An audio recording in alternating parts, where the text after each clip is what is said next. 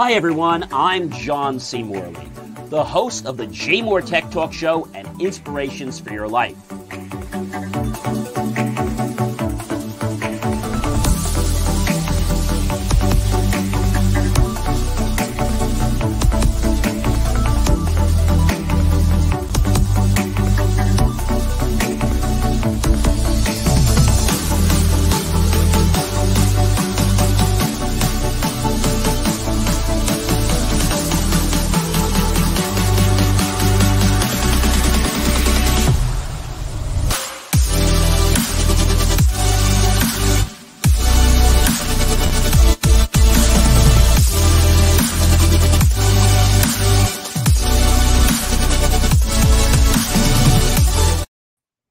Hey guys, it is John C. Morley here, Sir Entrepreneur. Welcome to the JMOR Tech Talk Show.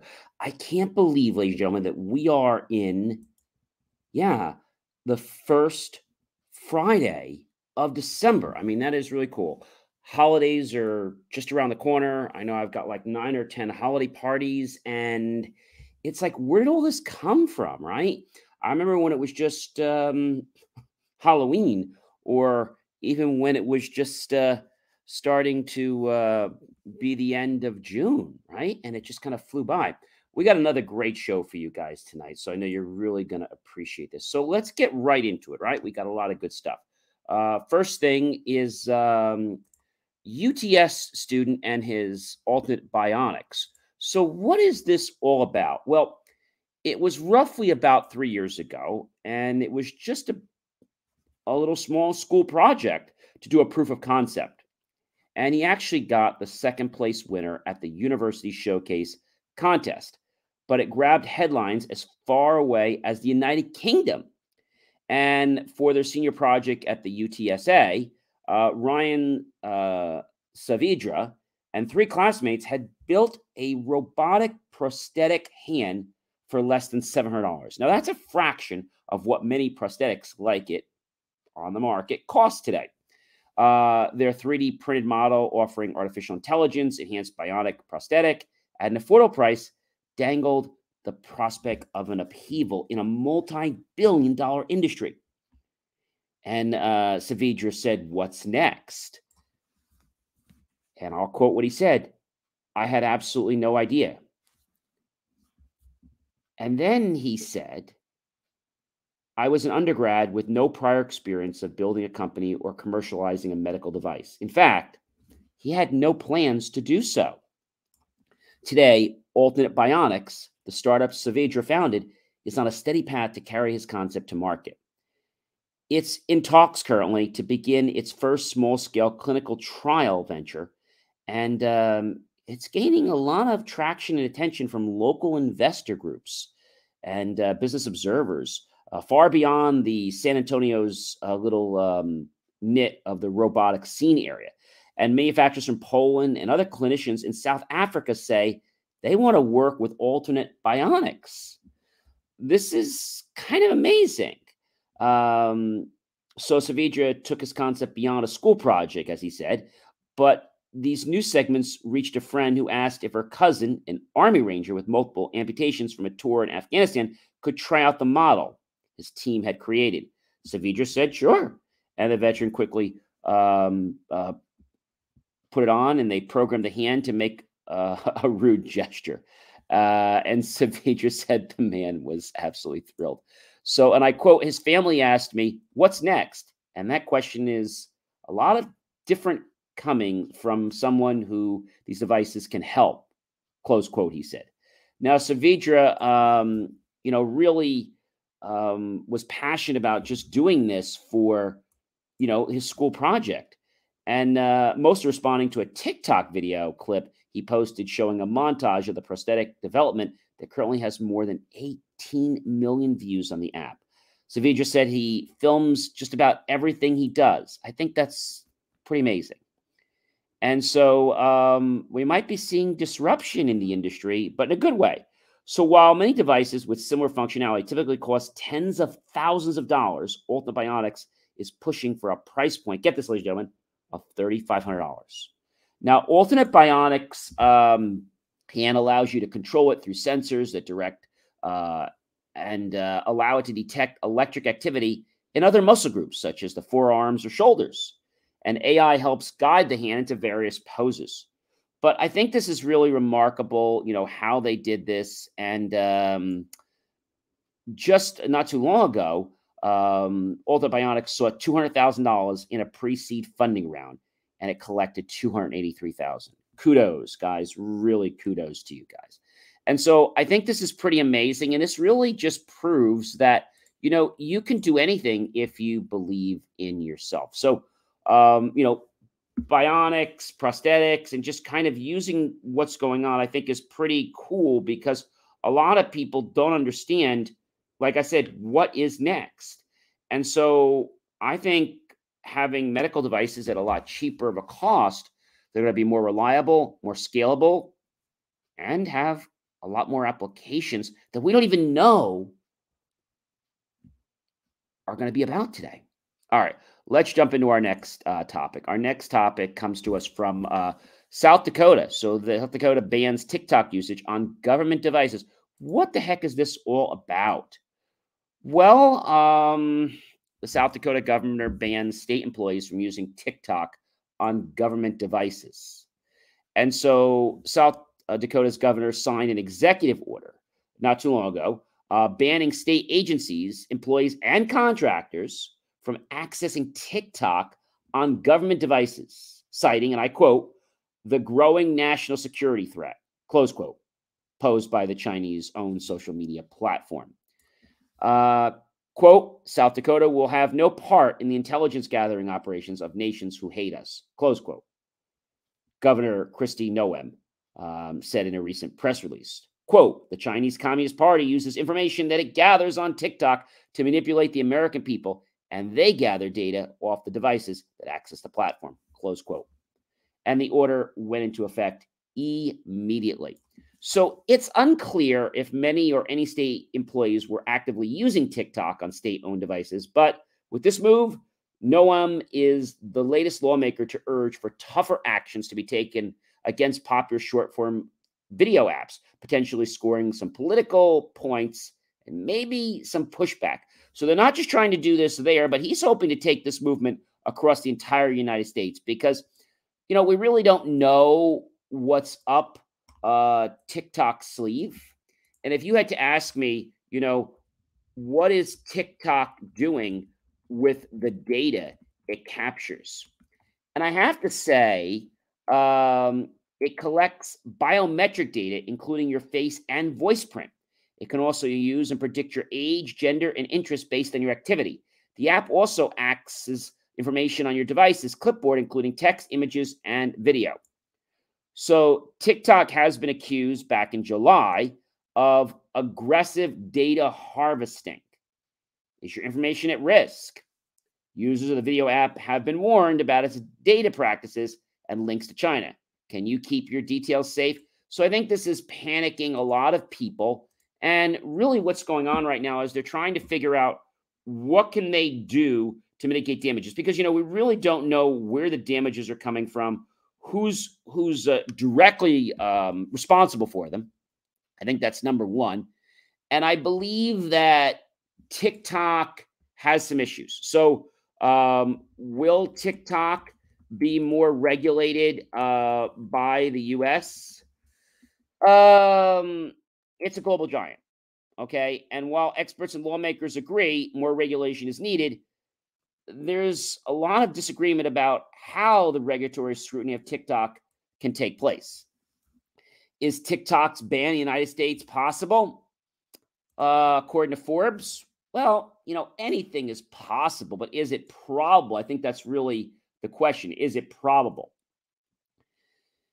And I think what we're going to find, this is not the first time that ByteDance, which is the name of the company that developed TikTok, has faced a ban on its social media platform, but rather the most recent in a long line of suits. So the question is, have they done anything yet? How likely is the ban on TikTok in the U.S.? Well, an all-out ban on the TikTok for the U.S., it's possible. It's not likely, but it has happened in India. And a lot of water would have to go under the bridge for it to happen anytime soon. So I think a lot's going on. There's definitely investigations in the Biden administration for ongoing results, but they've yet to be reported. And the Treasury Department's Committee on Foreign Investment in the United States, the CFI-US, is still in talks with TikTok to try to create a security deal. Bottom line, regardless of whether TikTok is dangerous for the average user, the situation raises critical questions about regulating data, privacy, security, and digital trade in increasingly very serious interconnected global world. So the question is, are you at risk? Well, I think you've got to be careful what information you share, when you share it, who you share it with, and know that when you put something on social media, think about the fact that it's probably not safe. I said probably not safe. What I really should be telling you is it's not safe. And, you know, I think a lot of people are saying, oh, you're making such a big deal of this. But, I think we need to make a big deal, because if we don't make a big deal of it and something happens, like we have an extortion or we have some monopoly or we have some type of takeover of some public utility, this could be a serious, serious problem. So we're definitely going to keep an eye. But I just want to say kudos to South Dakota in really stepping up to the plate and doing something that I think a lot of other people should have done. And in response to the report, TikTok previously said, and I quote, "It has constantly maintained that our engineers in locations outside the U.S., including China, can be granted access to U.S. user data on an as-needed basis under those strict controls."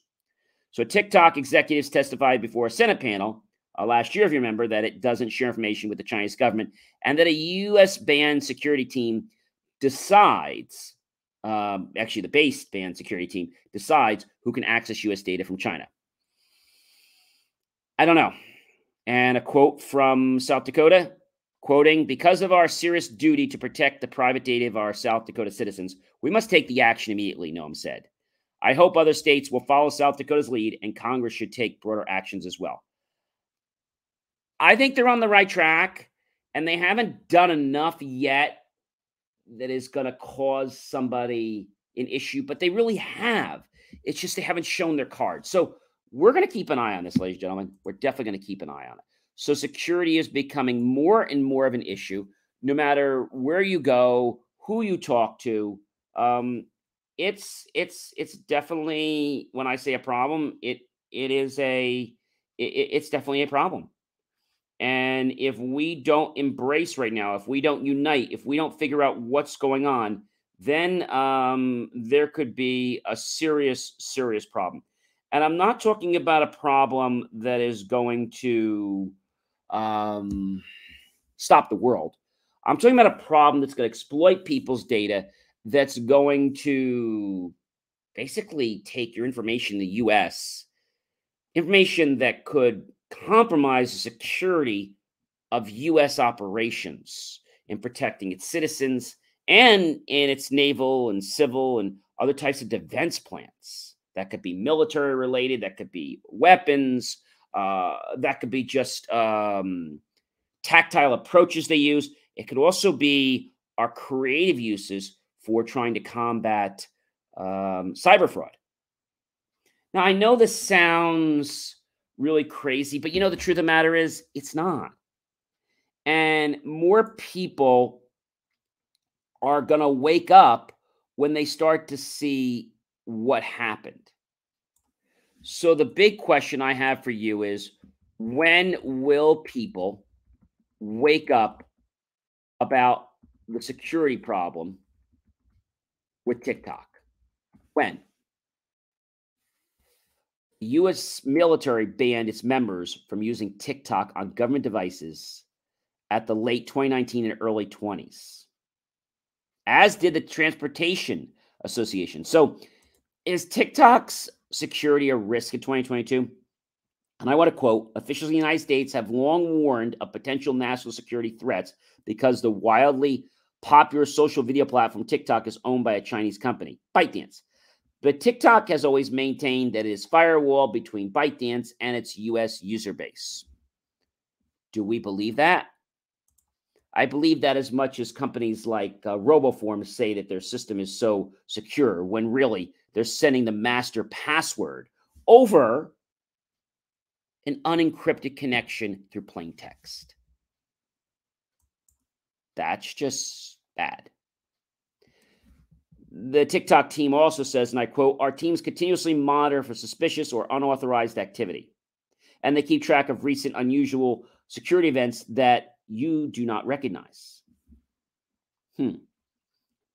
So is this something that is just being blown out of proportion? I don't think so. Can TikTok see my password? So the JavaScript code embedded by TikTok allows the company to monitor all keystrokes, the equivalent of a keylogger, as well as every tap on the screen and text inputs, including passwords and credit card information. I don't know if I really like that. Can TikTok access your camera? In a summary, the permissions allow TikTok to access the camera and take pictures and video, the microphone, and record sound, the device's Wi-Fi connection, and the full contact list on the device. So I believe this is only if you grant it access. But the thing is, are they doing anything with our data? I mean, are they?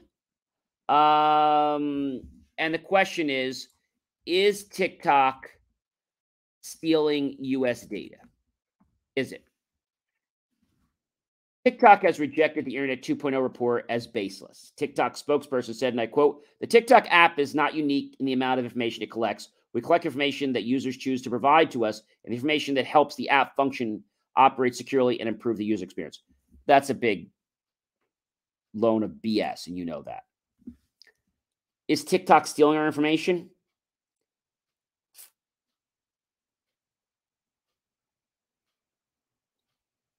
I have to say, I don't think they're directly doing it intentionally, but I don't think they're trying to safeguard it either. So we're going to have to see what happens with TikTok, but I know one thing's for sure. We got to be careful. We definitely got to be careful. And Mr. Musk, Elon Musk, yes, the European Union chief warns Twitter they must comply with Europe's platform rules. But what the heck are Europe's platform rules? Well, Washington, according to CNN Business, recently had reported on this, that a top European Union official had warned Twitter, Elon Musk, about this. And Twitter has, and I quote, "a huge work ahead," close quote, "to meet its obligations under the Digital Services Act." We talked about this before. And so Europe's new platform regulation said that, according to Thierry Breton, the EU's digital chief, in a readout of his meeting with Musk, it's a problem. And I want to quote, "Twitter will have to implement transparent user policies, significantly reinforcing content moderation and protect freedom of speech, tackle disinformation with resolve, and limit targeted advertising," close quote. Bren said in a statement, and I quote, "All this requires sufficient AI and human resources, both in volumes and skills. And I look forward to progress in all these areas, and we will come to assess Twitter's readiness on site," close quote. So during a recent meeting, Musk did agree to the EU's officials stress test the social media platform for compliance with the DSA early next year. And Breton added, "The testing, which will be performed at Twitter's headquarters in early 2023, will provide ample opportunity for Twitter to make changes in order to meet any legal deadlines and to prepare for an independent audit of the company's practices." This is what Breton's office had added. So I think right now, Elon's hands are really being tied, and he doesn't really know what's going on, but he knows that if he doesn't follow this, he's going to be in some serious trouble.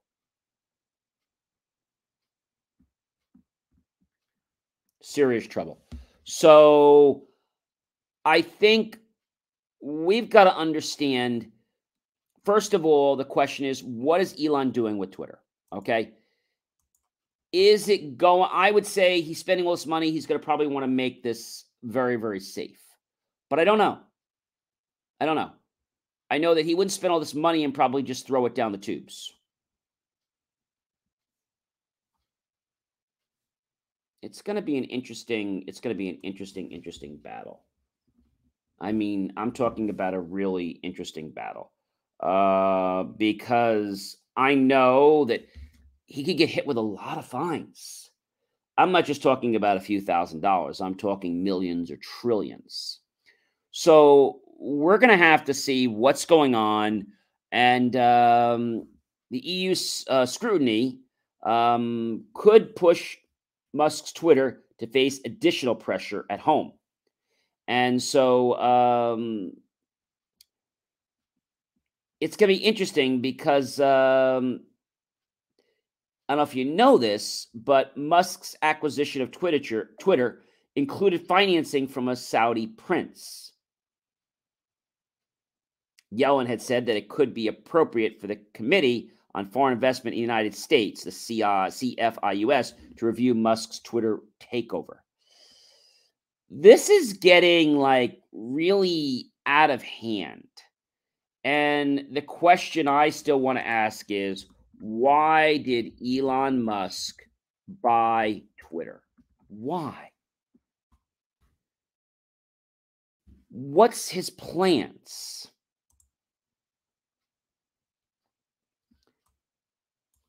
They say the real reason he bought it was payments.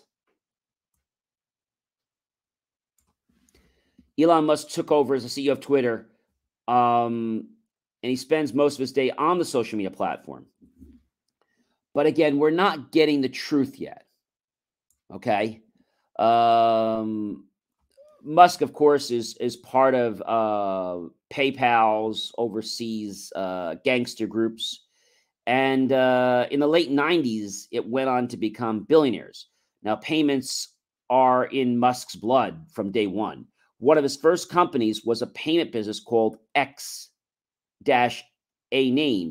and he resurrected for a mysterious Twitter product, and he claimed it will reach 104 million users by 2028. So he has been trying to interrupt the automated clearinghouse his whole career. He's referring to the money transfer network run by banks, and Musk's Twitter play as the reincarnation of which sought to provide crypto wallets to Facebook. I just see this being something that could be a problem. Musk ran into a big problem in 1999 with PayPal. The company was in a position to disrupt the payments business because of a new technology and the internet and the maverick attitude of its executive team. Fast forward to the Twitter acquisition, and it's clear he wants to do the same thing all over again. And we're talking about FTX, Bitcoin, Visa, Ethereum, Coinbase. I think what's going to happen is he is going to change the way people think about crypto. And I can't say I trust what he's doing. I really can't. So I'm just going to tell you guys, caution, caution, caution, caution, caution. All right. So how many of you guys like video cards? Well, video cards are pretty cool. But in the same breath, they're causing some issues. Who am I talking about specifically? Well, NVIDIA Cables melting are NVIDIA's problem, says the PCI Standards Body. So you might be saying to me, John, who the heck is the PCI Standards Body? Who is that? So it's actually the PCI Standards Council, PCI SSC. It's a global forum that brings together payments industry stakeholders and to develop and drive adoption of data security standards. But we're talking about the standard here, which can get a little confusing. It's the PCI Standards Body. So the PCI Standards Body is really concerned. And so the question is, with all this going on, what the heck happened? Well, NVIDIA's cables melting, they're saying, are NVIDIA's problem. But what happened? They're saying that the connector wasn't plugged in all the way to the video card. And so if it was a user error, manufacturers should have had a way to mitigate this so that it didn't happen. So we all know NVIDIA and tech watchdog gamers, Nexus, with the NVIDIA RTX 4090 card and the 12-volt power cable, basically started smoking and melting. And it's because they didn't plug it in all the way. But the PCI SIG standards body is now suggesting that NVIDIA partners should have accounted for that. So what I want to share with you is there's PCI compliance, which is credit cards, but that's not the standard I'm talking about. I'm talking about a different standard. So this is why this can get a little confusing. I'm referring to the PCI SIG standards. So the PCI SIG standards is not the same for the one that processes credit cards and payments. That's why I want to bring this up to you guys.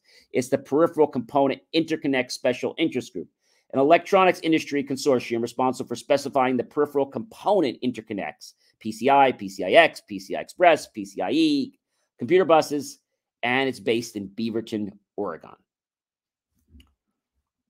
My question, though, is what the heck are they doing? Now, GPU manufacturers, I think, need to just get on board and start testing things and making sure that when things get done in an improper manner, like cables shouldn't be able to plug in to the wrong connector. They do this on motherboards, so you can only plug in a certain way.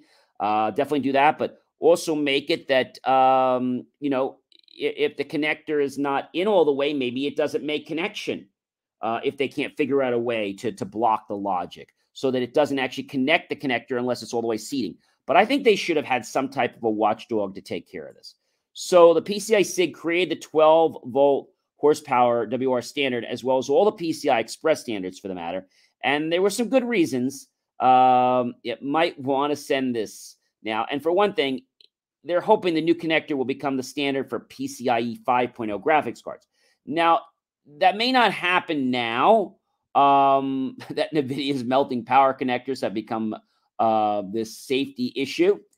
AMD's gaming market director, Sasa Markonovic, practically suggested the 16-pin connector was a fire hazard in a tweet. And I quote, "Stay safe this holiday season," he wrote, along a picture of two old 8-pin connectors that AMD includes on its latest graphics card, the RX 7900.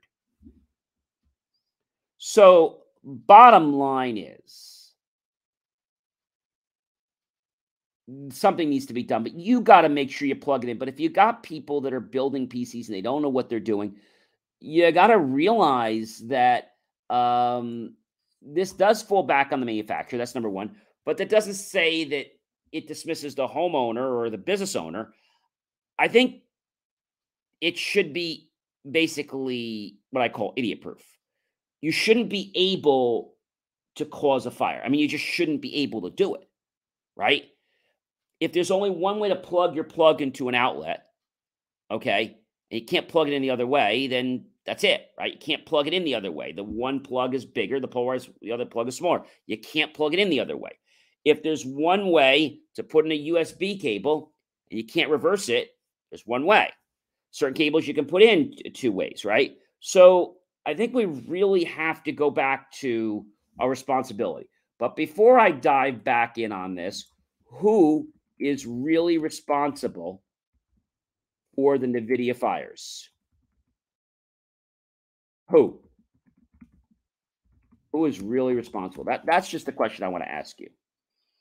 So back around the 16th of November, the RTX owner hit NVIDIA with a lawsuit over melting a 16-pin connector.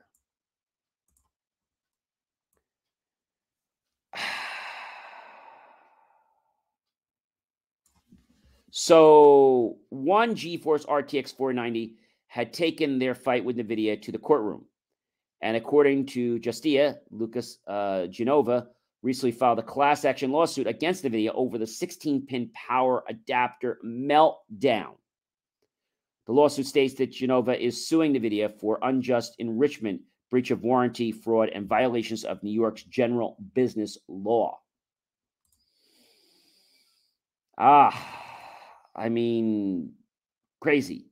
The complaint basically states that the plaintiff purchased a GeForce RTX 4090 from it was Best Buy for $59.99, and he reportedly experienced in the installation of the computer components like the graphics card.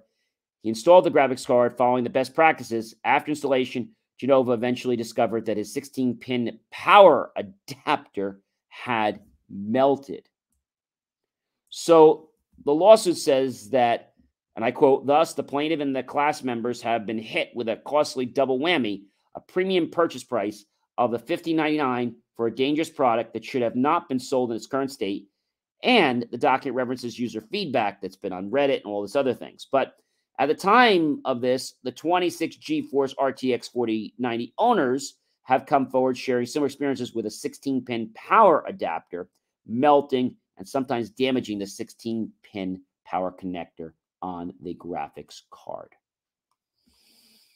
NVIDIA is still investigating the problem with the 16-pin power adapter, and the chip maker recently came forward saying that it didn't have any further details to share. However, NVIDIA and its AIB partners have committed to providing some fast responses to RMAs for affected owners. Big deal. So you might be saying to me, what is the NVIDIA 16-pin adapter? Well, the 16-pin power adapter, basically, the best way to kind of explain this to you guys is that it lets people use their existing power supplies and hook up multiple 8-pin connectors to the 16-pin connector. So again, the adapter lets people use their existing power supplies and hook up multiple 8-pin connectors to the 6-pin connector. So I think this is just a case of somebody didn't test this properly. And so when we think about this and how this was designed, this was very, very poor. I mean, very poor design. Okay. But there wasn't enough testing to even let this go down. So the question people say to me, John, is, what is the difference? Do all video cards have a 16-pin adapter?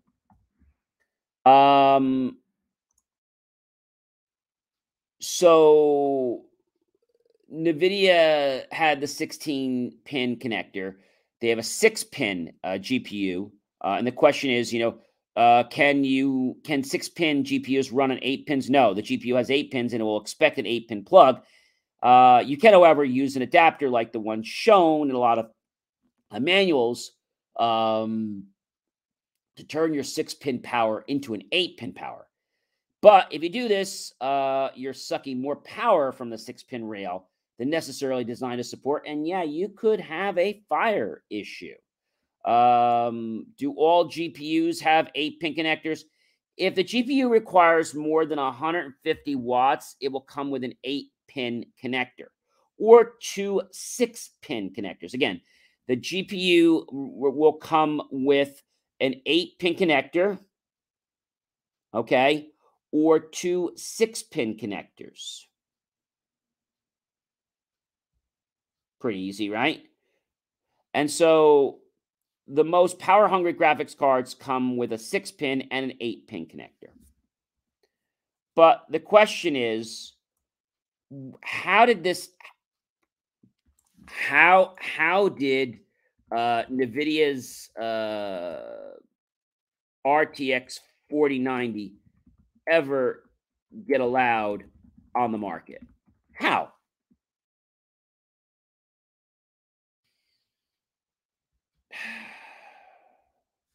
I think somebody skipped some steps. I think they skipped some steps. And the question is, what is NVIDIA doing about this graphic card fire? They say they're taking a lot of steps. What steps exactly? Um,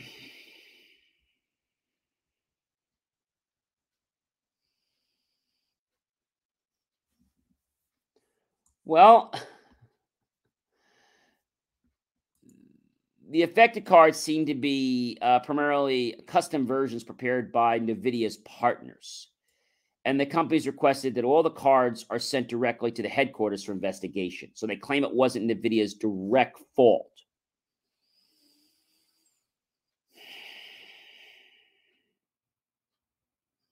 I don't know. I really don't believe them. And according to the eGuard NVIDIA, they got in touch with the labs of its add-in board partners recently, and the company requested that all the damaged RTX 4090s sent it immediately to headquarters.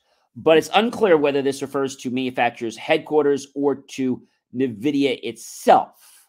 So that's a little bit of a question. And so far, all signs right now are seeming to lead back to an improper connection that can increase the temperatures to a point where the cable and the power connectors, yes, ignite on fire and melt.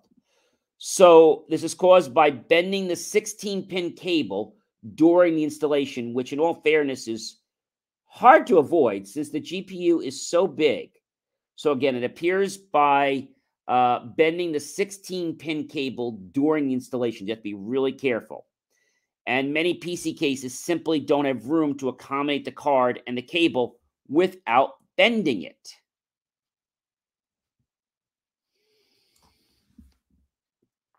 Problem. A really serious problem. And I think, you know, we're just going to have to see what they're going to do. Are they going to fix it? Are they going to hide? I don't know. But all I know is that a standard has to be set. And I think this should have went back to PCI SIG. And I also think that this should have went through UL Labs before this was ever allowed to be sold. I mean, this is just my personal opinion. I think they were just too fast to run to the market. I mean, if I had to be honest with you, that's the truth. I think they were just too fast to get to the market. All right, we have one more story to cover, and it's a pretty hot one. NVIDIA chips powers the new electric tractor robots. So a California-based startup, Monarch Tractor, is delivering its first MK-V smart tractor that can perform farming tasks without a driver. How cool is that? So the Monarch Tractor is an electronic smart tractor, and it's the first AI-powered farming vehicle. The MKVs are rolling off the production line in Livermore, California, and this startup's first product, and it uses the NVIDIA Jetson Edge AI platform to perform agricultural tasks with or without a driver behind the wheel. Now, I want to quote what they said, that NVIDIA Jetson enables the MK-V to run low-latency real-time AI applications while at the same time conserving energy for longer battery life and extended runtimes, said Monarch Tractor CEO Praveen Penmetsa. So each MK-V uses 6 of the Jetson Xavier NX systems on modules that enable them to navigate fields using only cameras. And it's crucial for safety since the agriculture environments may not have GPS signals. And the visual environment is taken in by 2 3D cameras plus 6 standard ones. So I think that's pretty cool how they've designed this and what they're doing. According to NVIDIA and Monarch, the tractor collects and analyzes crop data daily and can process data from current and next generation implementations that are equipped with sensors and imaging. And the data can be used for real-time implementation adjustments, long-term yield adjustments, current growth stages, and other plant and crop health metrics. The company started in 2018, the same year that NVIDIA launched its Jetson Xavier AI computer and the Isaac, a developer platform that helps companies develop and train autonomous robots. So I think this is really cool. We're going to have to see what's going on with this and, what's going to happen. But I know that more people are getting excited about things becoming AI. I mean, you probably remember Roomba, right? And the question you might be asking today is, who owns iRobot? Who owns iRobot right now? Who do you think owns iRobot? So it's an American technology company that designs and builds consumer robots. So iRobot entered into a merger agreement to acquire iRobot September 9, 2022. So this is interesting. Now, you might say to me, why did Amazon buy iRobot? It's about increasing their portfolio and strengthening it so they'd have cross-activity network effects of consumers of over 300 million smart devices in the home, and they'd be able to allow the system to gain access into people's homes for other types of data and systems that they could sell. So that's the short reason. iRobot is this extension to Amazon's existing home products like Ring, Alexa, and smart home systems. And so they believe that this would help, and it would also be part of something that would allow them to gain useful data that they could use for other products. So I think that's really the reason. And so, AI is definitely pretty cool. The question is, what device or what robot is next for AI? I bet that's a question I know a lot of you are saying. AI robots are definitely becoming more popular. Okay. We know that from some of our previous shows that artificial intelligence can basically operate the sensors on these robots to such a precise degree that they could pick up something as simple as and as fragile as a crystal, and yet they could pick up something as hard as a hammer or a pliers and be able to squeeze that with thousands of pounds of pressure. Pretty amazing that they're able to get a benchmark and then calibrate, or what I like to say, dial that in so that it gives the exact effect that they're looking for. Ladies and gentlemen, I'm John C. Morley, serial entrepreneur. It's been a privilege. It's been a pleasure. It has been an amazing honor to be with you on the first JMOR Tech Talk show of December. I'll be back next week, December 9th. If you're looking to become a guest on JMOR Tech Talk, reach out to us at jmor.com. Click on Reach Out Today. Remember, we don't accept everyone on the show. We're looking for people that are going to provide value. This is not a sales show. This is about educating people about technology and things people need to be aware of when they're using technology. I hope you guys have a great rest of your weekend. And you know what? I'm going to see you guys next week, December 9th, right here, 5:30 p.m. Eastern on the JMOR Tech Talk show. Also, be sure to check out Believe Me Achieve. Also, check out some of my latest articles that you can get right off there, John's recent articles. When I talked about the concept of, password apps and programs, they come with a cost, our security. So check out the information. I think it'll really enlighten and enrich your life. Have yourself a great rest of your night and weekend, and I'll see you guys on December 9th. Take care, everyone.